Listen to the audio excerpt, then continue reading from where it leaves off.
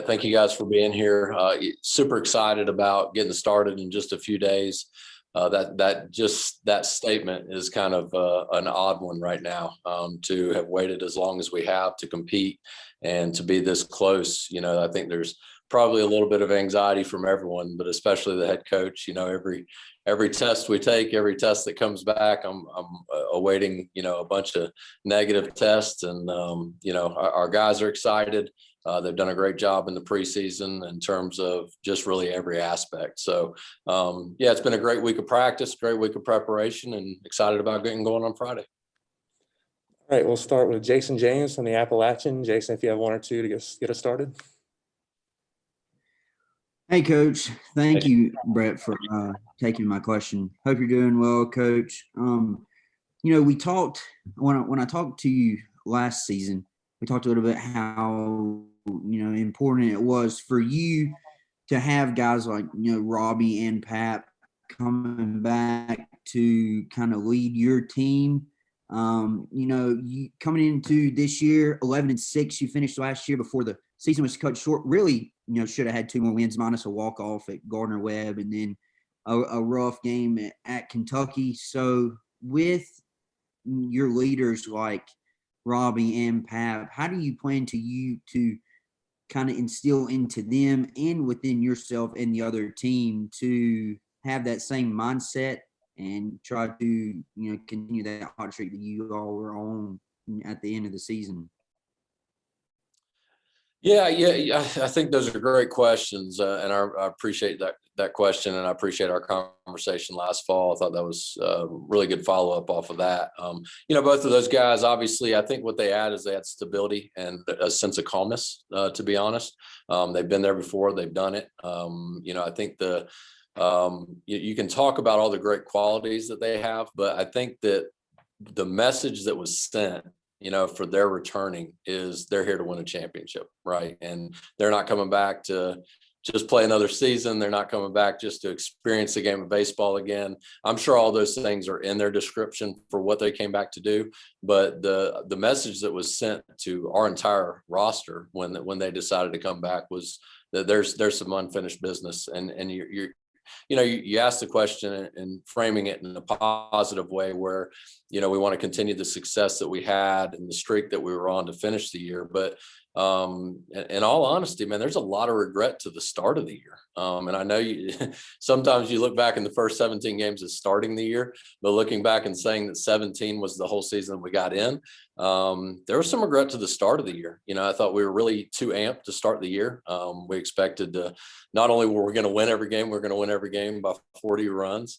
I think that, we all kind of took a collective breath after game 2 at Gardner-Webb and kind of got back to it. Yeah, you nailed it. We lost on 3 walk-offs last year. So, you look at an 11-6, and then you talk about 3 walk-offs. You flip those 1-2, 2-1, 3-0 towards the good guys. We're that's a heck of a year. But we've got a couple of those games left out there that we got a bad taste in our mouth about how that went down. So I appreciate you framing it in a positive way. But man, there's some games early there that we'd like to have back. We'd like to get back out there, and we didn't show what we were capable of in a few situations there. But specifically to those 2 guys, and I know you're going to get a chance to talk to them here in a little bit.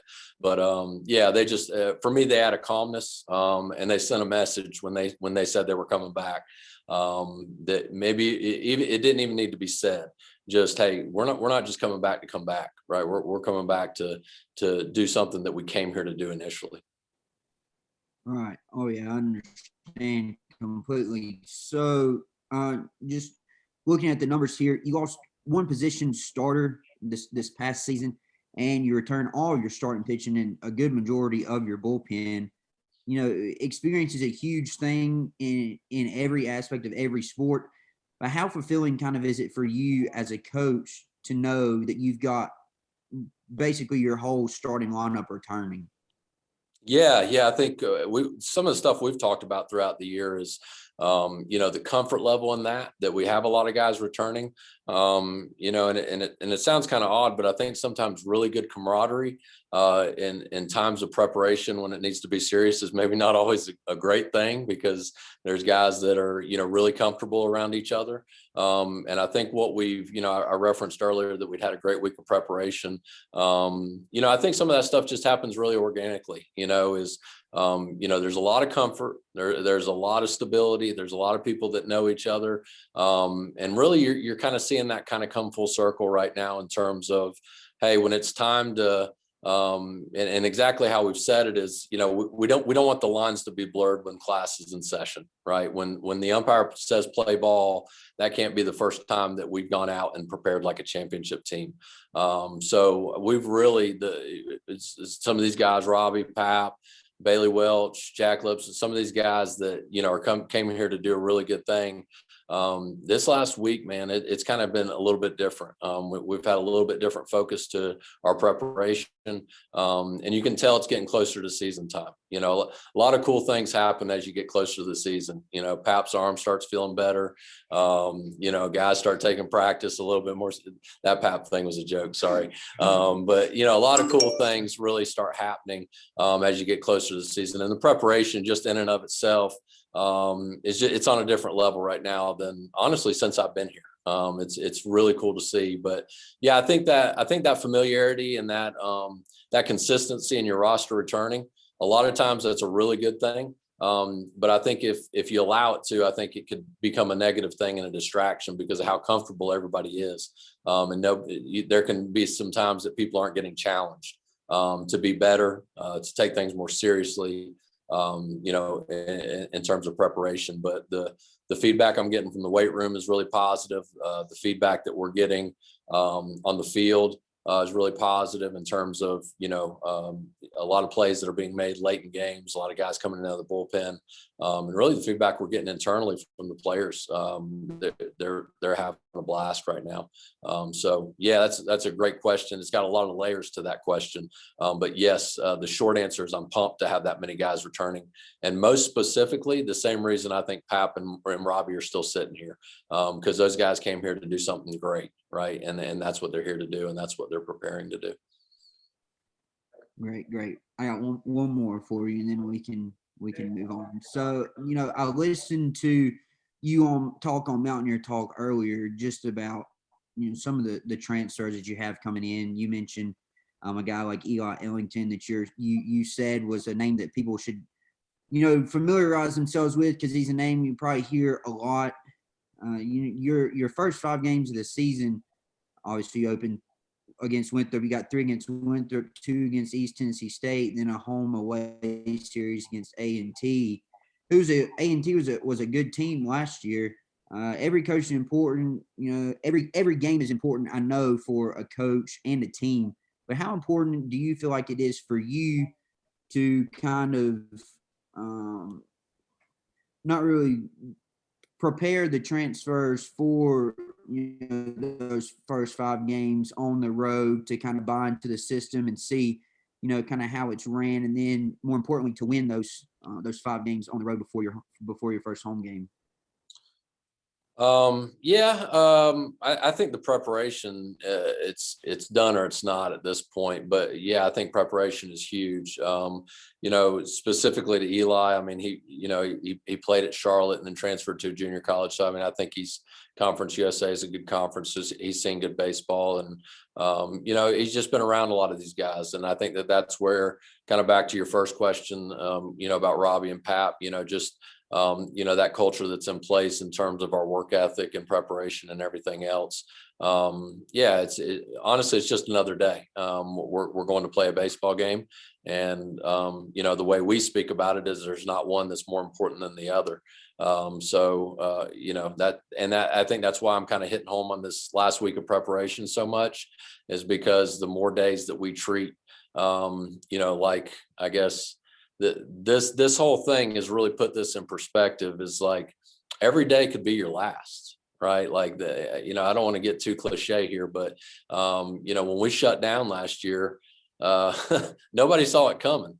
we're planning on flying out at 3:30 a.m. to go to Texas State that Thursday morning. And yeah, we didn't know that was coming. So if there's ever been a time that statement's more true, it's right now. And I think we're really showing that in terms of our preparation. And I think that's more than anything, that's going to prepare the new guys and prepare the transfers. And, again, that thing that those two guys bring is that calmness and that resolve and that familiarity to what we do. But the more days that we treat like opening day and the more days that we treat like, we're playing this team, we're playing that team, home or away, or I mean, that really doesn't matter to us. I think we just want to get out there and hear that umpire say play ball.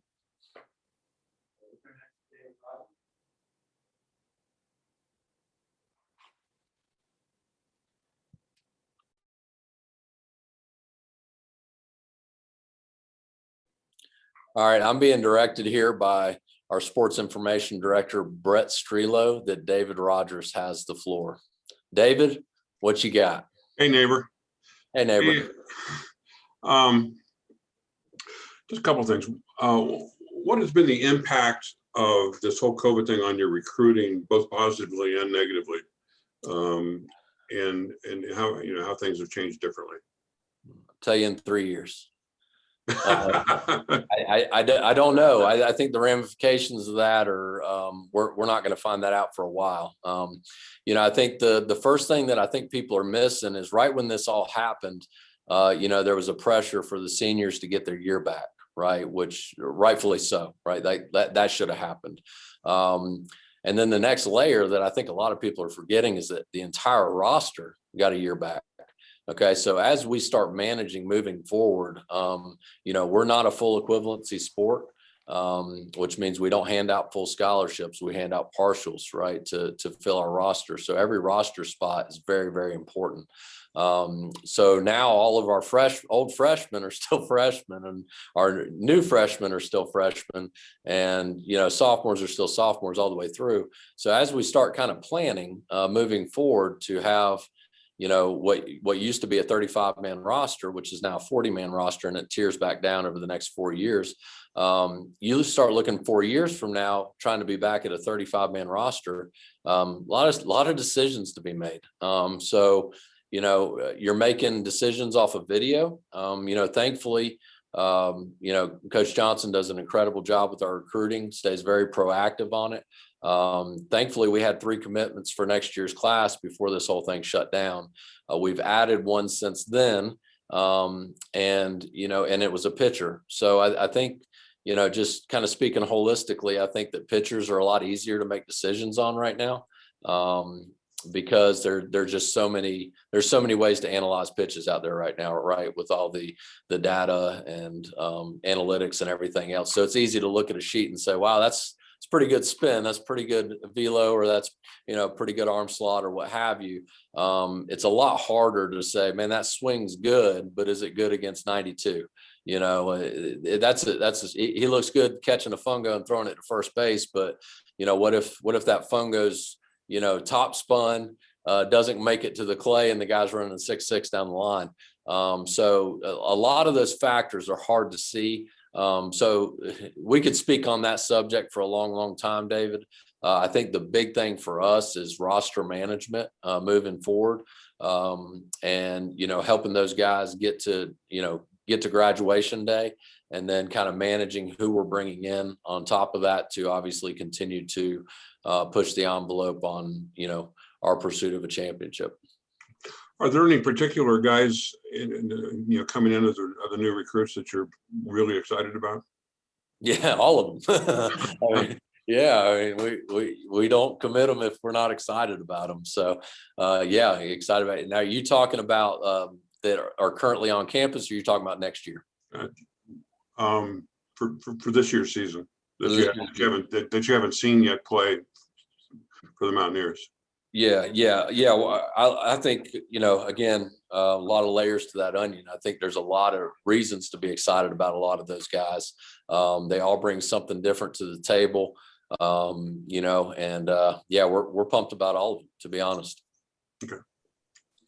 All right, if you can hear me now, which I think you should be able to, we'll go to Ethan Joyce from the Winston-Salem Journal. Hey, Kermit.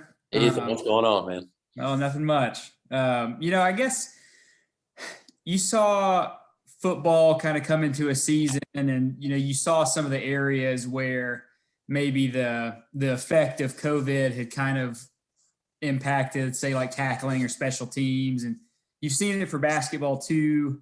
I wonder what aspect of baseball, are you or maybe coaches generally worried about as far as being a little behind, like at the start of the season than maybe normally it would be? Yeah, so I'll answer this the way I left it in the fall, and we've been, thankfully to this point, we've been clean in the spring. So as far as the last month, what we've had on the practice plan has gotten covered. But when we left the fall, I thought that catching and base running for the exact same reason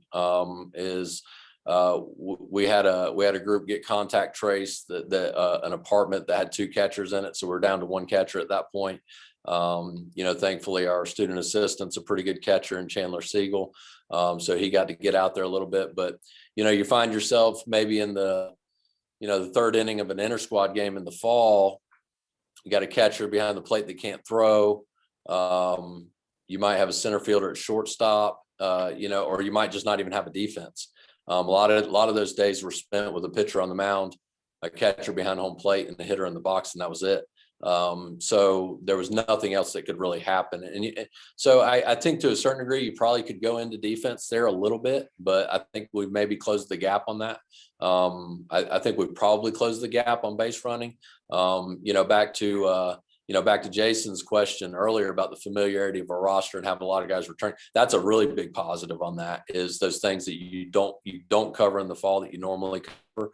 And that's not to say we're not going to have a base running mistake or a defensive mistake or, whatever. But I left the fall thinking behind the plate and base running were the 2 things that really stood out, as we didn't prepare as much as we normally do in the fall because of those reasons that you just asked the question. But again, since we've been back in the spring, we've been very fortunate.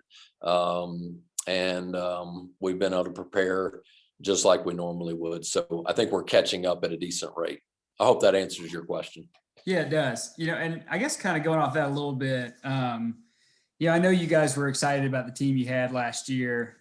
And I know the coach in you is going to say, you can really only control what you can control. There's not really much you can do about the way the season just kind of was left hanging. But have you kind of noticed maybe in the guys of kind of coaching them through, I guess, processing missing out on that season and maybe what could have been accomplished and built on in this season?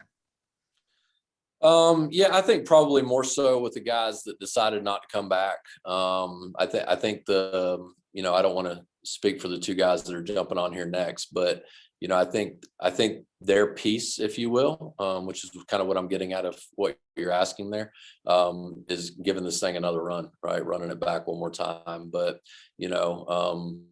those guys that aren't back, man, that, there's always going to be that little bit of the part of their history that you didn't get to experience. And Ethan, you've spoken with me enough, like, when the season ends, it's a sad day for me because I don't get to spend any more time with these guys, right? Like there's something really precious about walking onto that practice field with those guys. Like, I love competing in games, I love everything else, but I really do enjoy being around these guys. Like, when we go out to practice, like that's an awesome part of my day, right? So there's a certain sense of sadness there, that I think that it's going to be hard to replace, in terms of, the Brett Baldwins and the Luke Allisons, and, the Will Hermans. And, I know Jack got to, he got drafted, but that doesn't mean that everything was fulfilled here either. It just because he got drafted doesn't mean he didn't miss his senior season here. Like, both are possible, right? It'd been nice to, have him throw his last pitch in, a championship game and then get drafted, So yeah, all those guys, regardless of, those were the tough ones for me, and those conversations. But, thankfully, I think because of, the way we talk about relationships and everything else, we'll always have that to a certain degree, but it's, yeah, I think these two guys, I'll let them answer that question for themselves, but they're both visibly, they're both at peace from what I can tell. And probably a lot of that is just having a chance to finish it out there on the field. Thanks, Kermit. All right, we've got Jason Savage from WHKY and maybe room for one more after that, if anybody has one after Jason's finished. Coach, thank you obviously for your time. I wanted to talk about two guys from Caldwell County, in between obviously here in Hickory and you and Boone. From West Caldwell, Cy Smith, one of your relievers coming back, showed some promise, obviously in very limited appearances, only 7 appearances last year. And then you're also bringing in another Caldwell County guy, Austin Rayner from South Caldwell. Can you talk about those two guys in particular? Yeah, absolutely. I think first on Cy, I mean, 7 appearances in 17 games. That's a pretty good amount. That kid was good, man. I mean, he had a heck of a year. And was at least within our clubhouse, people knew the importance of that guy. You look back at all the games that we were competing in, and we spoke earlier about the 3 walk-offs that we had, but that just shows you that of the 17 games, right, we're in at least 14 of them. So and he's pitching in half of those. So just a really good year. I mean, an elite year, to be honest. He had a tremendous year, and we're expecting big things out of him again this year. Really quiet guy, comes in, kind of does his work, gets after it, chucks it a little bit, and then gets back in the dugout. So but no, we're excited he's here. Rayner is, man, he's got a great energy about him, man. He comes out every day. And I think there's days you kind of question, like, is he a freshman, in terms of, some of the energy he's bringing to the dugout.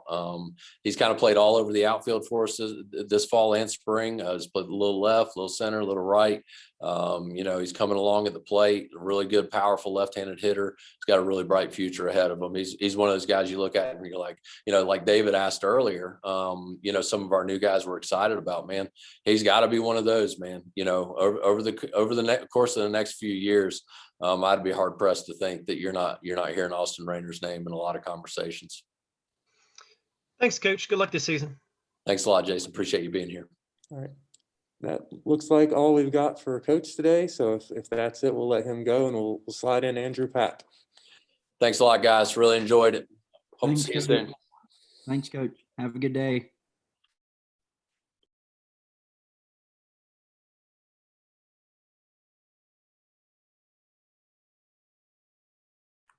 Hey guys, how's it going?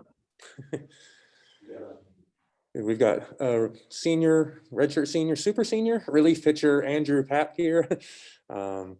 If you have questions for Andrew, you can enter them in the chat. I'll assume that a few of you guys do. We'll start with Ethan Joyce from the Winston-Salem Journal. Andrew, I guess first off, kind of what I asked Kermit a little bit, as far as just being a player, processing what could have been an exciting season coming to such a weird ending. What was that like for you and the team to kind of get over that and really shift focus to what could be this season? When the season ended, and like Coach said, we all had our bags packed. We were ready to go handle business in our first conference series, going to Texas State. It was heartbreaking getting the news that we were kind of done playing. And then throughout the summer, a couple guys were all talking, making our decisions. Me and Robbie decided we were going to come back and play another year. The NCAA granted us that. And I'm just thankful for the opportunity to be able to come back and be able to have this opportunity with the guys that were on the team last year, and even the new guys that we brought in. We added them to the mix, and I'm not saying that it's the same team we had last year, because we're a lot better than last year. And I'm excited to see that on the field. As a 6-year senior, it's kind of crazy to think this is the most excited I've ever been to have a baseball season. And I think part of that was just the extra time that I know me and Robbie feel like we missed out on with COVID happening. So just that extra months of preparation made us, I think we're more ready than ever to take the field. I don't know what like the off-season work looked like for you guys. You know, I'm sure there's some stuff going on. You guys are staying in contact with each other, but what was it like to finally get into the spring and start getting to some of the real like I guess preseason work for baseball? And I guess did you notice anything different about the guys this season as opposed to other seasons before? Yeah, there's definitely a huge difference between this season and previous seasons, but just even from the fall into the spring, I've noticed a huge difference. Everyone went home over the break. Everybody got better, and everybody came back with a different kind of attitude towards practice. In the fall, there was a lot of what ifs. There was a lot of days where we're like, hey, this might be our last day, and we kind of looked at that as kind of a negative. And I think this year, whenever we get thrown something, we just make it into a positive. We just like, I'll have guys come up to me at practice all the time and they'll ask, oh, what are we going to be doing here if we're doing that? I'm like, it doesn't matter. You do it. Like we do what we're supposed to, and we're going to end up where we're going to end up. And it's going to be in a good spot and where we want to be. So, yeah. All right, we'll go next to Jason James on the Appalachian. App, what's up, man? How's it going? See you added to the stash. Yeah, I was trying to grow a little chin lettuce. Yeah, I see that.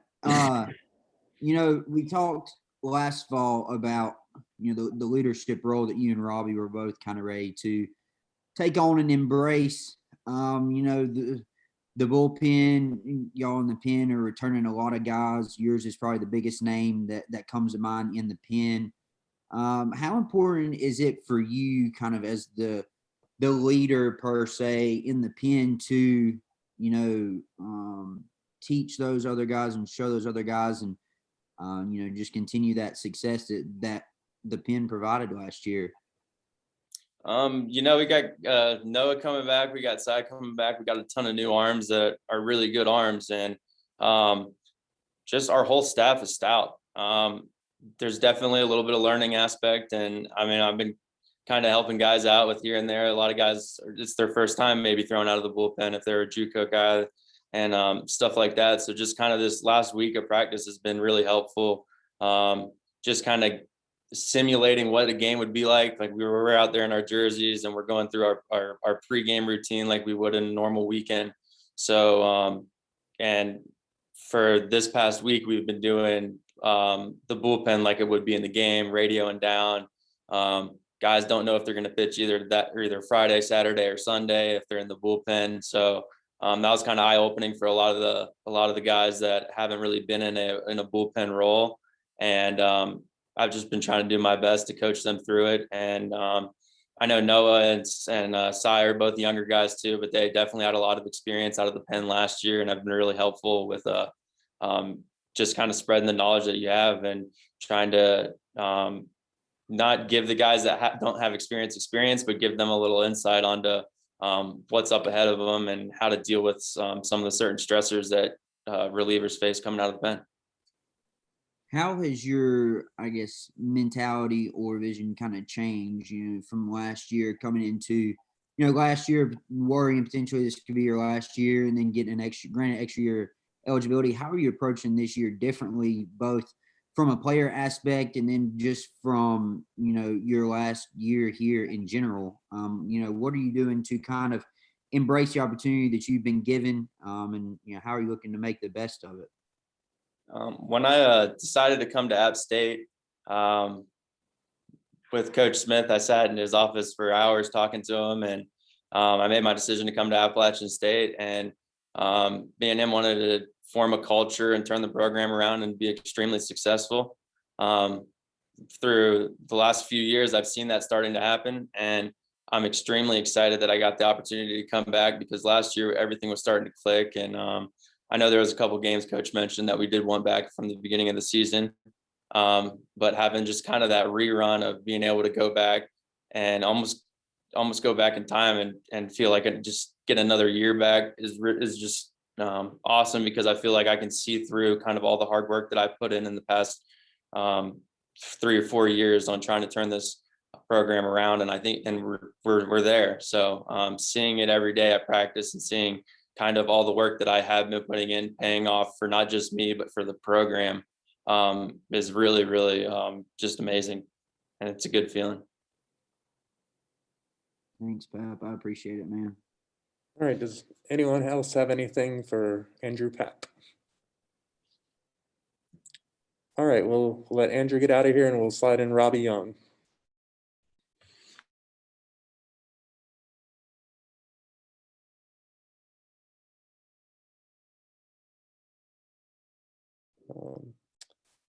We got Robbie Young, first baseman, and one of the other two super seniors who came back for an extra year.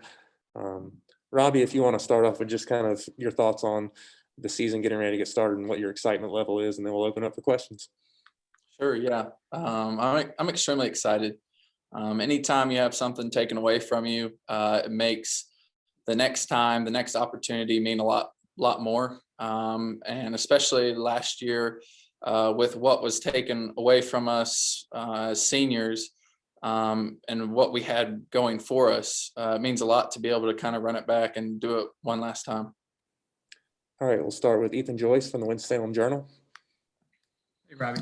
I guess Kermit was talking about just the experience of this team being helpful, especially when you're trying, like before you get to the preseason stuff, you're trying to be as adaptive as possible and doing what you could do as far as training and stuff.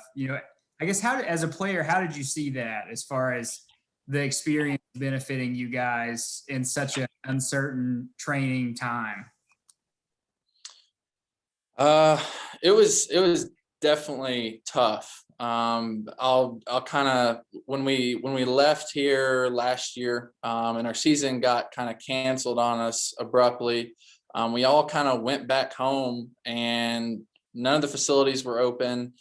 So we kind of all had to contact each other, kind of contact our other contacts, if you will, to try to just get places open that we could sneak in and hit. And as specifically speaking for when we came back here in Boone, I mean, there was times when we were at a little league field out there, just kind of hitting all together because nothing was open still. And so I guess that kind of formed a resiliency between the guys because we were willing to get in our work, no matter if it was at a little league field or, the nice facilities we have now. Kermit mentioned he had to get a little creative during practices as far as, maybe a random catcher here. So did you get to try out any position that you've been trying to prove that or anything? No, I'm just the first baseman. Did anybody play a position that you guys thought like, okay, maybe we could see him kind of getting there at some point? I mean, Andrew Terrell, he's played infield, he's played outfield for us. And I think maybe this fall, he's actually kind of played a variety of positions for us, maybe due to COVID, maybe just because he's a freak of nature and he's got great athletic ability, but he'll be a great piece to have this spring, especially with COVID and being able to move him all over the field and let him play where he needs to be. Thanks, Robbie. All right, we'll go next to David Rogers. Yeah, Robbie, you're at I presume mid-20s or whatever, and critical kind of stage of your life where you have a lot of decisions to make. Kind of talk about the considerations that you had, and other than just wanting to complete the baseball season that got disrupted last year. Talk about the decisions you had to go through to make the decision to come back. What are some of the parameters or considerations that you dealt with? Dealt with. There was a few that I had. I'm sure money was one of them, but yes, yeah, the money side, sure, but I mean, it's actually a very simple answer for me. I'm very fortunate to have a family that is very close to me. Offered a lot of insight, and the very simple question they all asked me was, if I was a 6-year-old again, would I want one more year to play collegiate baseball? And that was a very simple yes. Now the factors involved, yes, there was the money. I actually have a fiance as well, so she, had to be on board with it. But at the same time, it was a very simple question. And for me, it was a yes, 100%. I've seen how far this program has come just with me being in it. And I know how much further, and I know our goals moving forward are very attainable. So, you know, if I was 6 years old, would I want to play one more year? Absolutely. Thank you. All right, I think we'll wrap up with Jason James from the Appalachian. Robbie, what's up, man? How are you? I'm doing good. How are you? Good, man. Good. It's good to see you. Hey, you know, looking at the numbers here, 8 of your starting 9 are returning for this year, and obviously we all know that you're a first baseman, but more importantly, I feel like for me, you're more of the. I know the shortstop is the leader of the infield, but I think in a lot of cases, you could look to argue that even you're one of the leaders of the infield. You know, what do you feel like your job is to prepare the other 3 positions on the infield to buy in and to communicate and, you know, make the right calls and the right plays and you know, just be a wall? Yeah, I'll answer it this way. You know, it's a group effort. I mean, I think, sure, you know, you can call myself a leader, but I also call Bailey Welch, Luke Drumheller, Andrew Grekel. I call them leaders as well. I think anytime when you have a group of leaders chasing the same end goal, it makes attaining that easier. So I don't really look at it as, you know, I'm the go-to leader or whatever the case may be. I mean, I think anytime, you know, anywhere, Bailey Welch can step up, Luke Drumheller can step up just like he did, made a great diving play at Kentucky, which kept us in the game, kept us going into extra innings against a good team. So, and Andrew Grekel, you know, steps up at the plate all the time and hits the go-ahead run or home run to beat Wake Forest. So, you know, we all have our times and moments that we can step up, but I think we're all equally motivated. And to call myself a leader, I'm just one of 4 or one of 3. So